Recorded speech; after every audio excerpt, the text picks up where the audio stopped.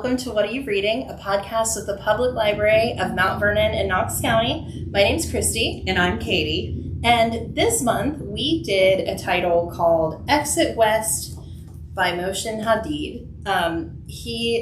This is one of the books, let's start over.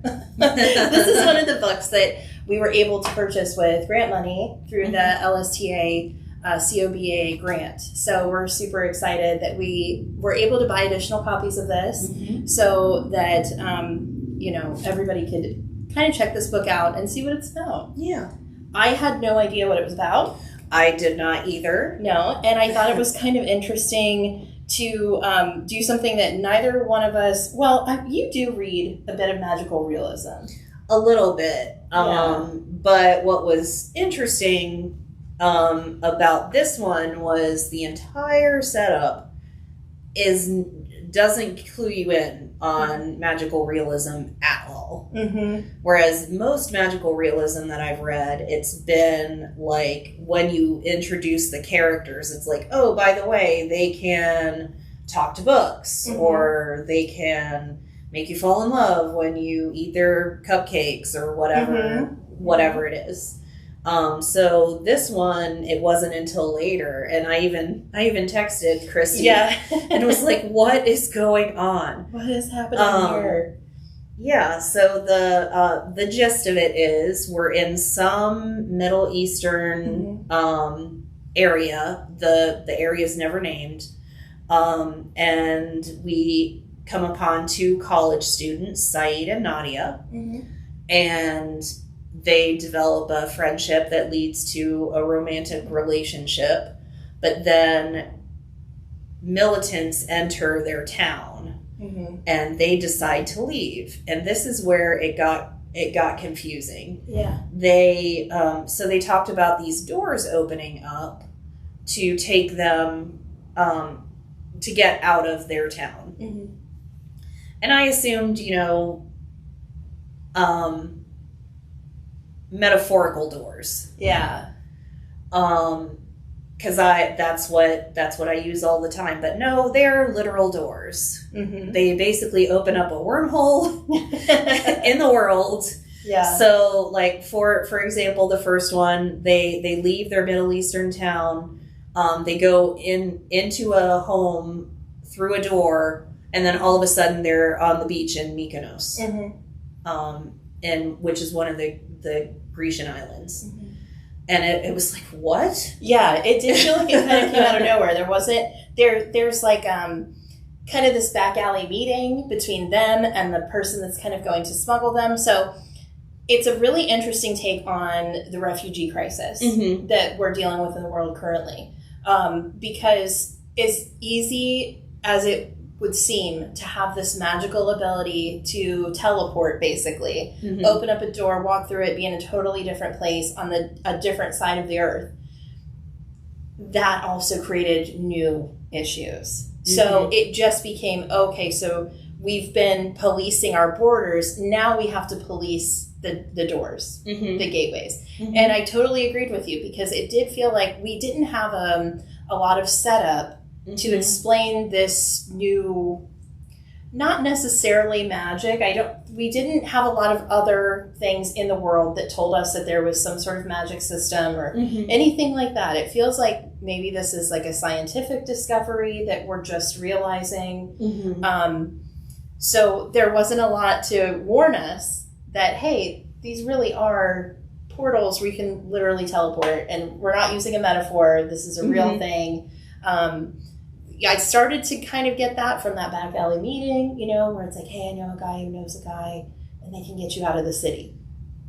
I thought, okay, maybe this is, there might be some magical elements coming. Well, yeah, and it threw me off, because when they go through that first portal, they're exhausted when they make it through the portal, which it's like, okay, Hamid decided not to go through they got on a boat, which took them to a ship, which took them to Mykonos. Yeah, I wonder if the author made that decision, if Mosen kind of said, okay, I don't want to tell just this typical refugee story. I want to do something a little different, which I did really appreciate because, you know, this did make me think about it, what that kind of ability would do. We kind of see that in other fantasy, like Harry Potter, where we have the Portkeys, or A Wrinkle in Time, where we're moving through dimensions. You know, so using that element is interesting in this setting. So I did really appreciate that. Yes, once I realized what was going on, I mean, I really like his writing style. And I wish there was more. But yeah, once I figured out what was going on, it was like, oh, okay, I understand now. Yeah. Then you were able to like get on board. But I will say that our two characters, Nadia and Saeed, like we get to know them. We get to know them in this really frantic, stressful situation. We then see their relationship fall apart. And I guess I should say spoiler warning. We won't go too far. We're not going to give away the ending or anything like that. But this is definitely a character study, I would say, in what these events have done to these two people. Yeah, I would say it's more of a relationship character study because we really don't know a whole lot about Saeed and Nadia as individual people. The one thing that I keep coming back to is when we first meet Nadia, she is in very conservative Muslim dress. And when Saeed gets to know her a little bit, he finds out that she's not really a practicing Muslim very much. And he's like, what's with the conservative garb then, if you don't pray, if you don't do the other things that we do?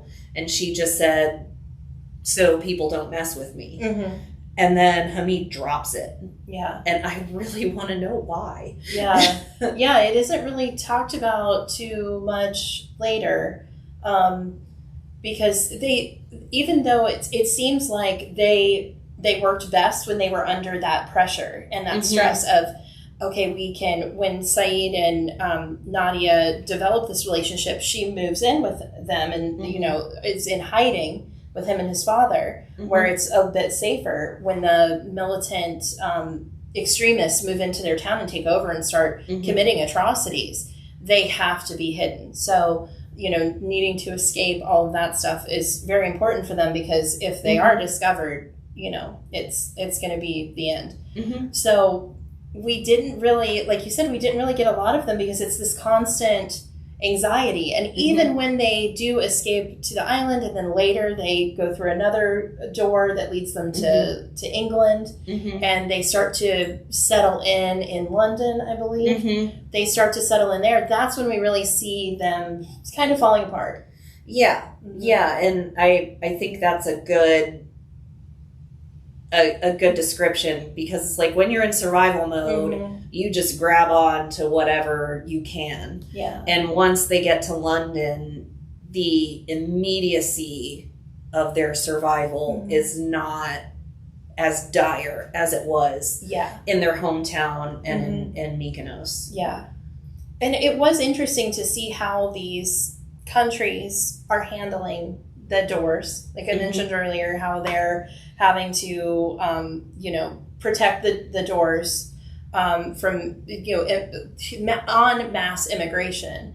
And how specifically England has set up their program where they are accepting people in and setting aside, like building new towns for them, basically. Like giving them a stipend, saying, here's your money, build your house.